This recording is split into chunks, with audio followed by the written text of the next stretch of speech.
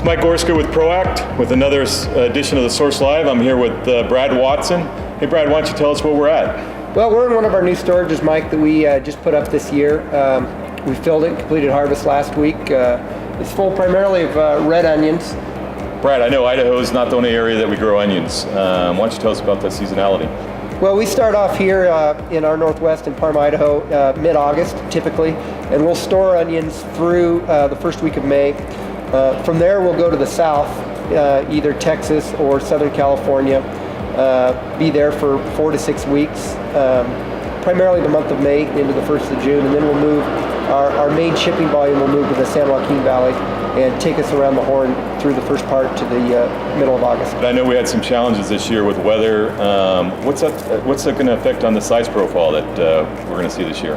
Well, with the cool spring, that really got the onions off to a slower start than normal.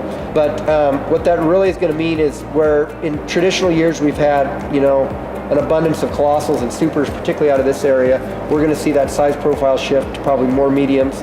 Jumbos particularly, maybe a little smaller in their counts per bag or their size range. But we were able to try to mitigate that, like I said, by growing the onions out as long as we could, which delayed our harvest. But I know you guys were really pushing at the very end with harvest. You guys had some rain and some cold weather, and what's that going to do to the quality of the late storage onions? Right now, that's a little bit of an unknown. We've invested in a lot of this new technology and storage, both in this one and another facility that we put in to try to mitigate some of those risks. But right now, that's a little bit of an unknown for the end of the season. Today, quality is great.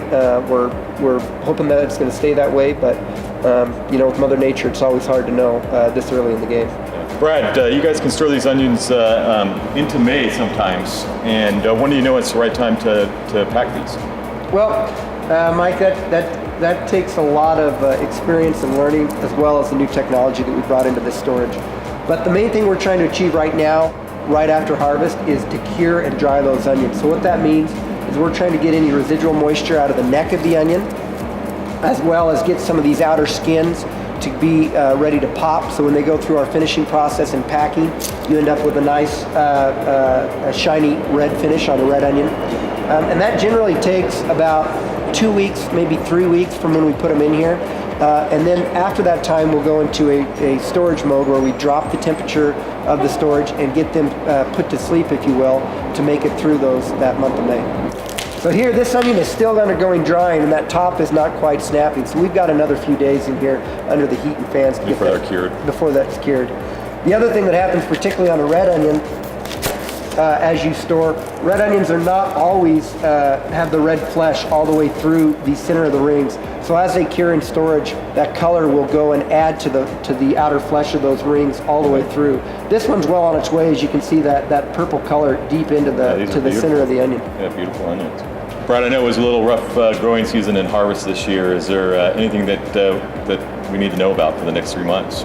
Well, we're always looking at weather, being farmers. We had a rough winter last year, so hopefully we don't have as bad of winter as we did, and quality stays good with our new storages and everything that we're doing with the onions. But we should have a steady supply, into April and the 1st of May. Hey, Brad, I want to thank you for taking the time here, showing us around, and enjoy the business that we've done over the many years. And if you guys have any questions for us, please reach out to me at ProAct.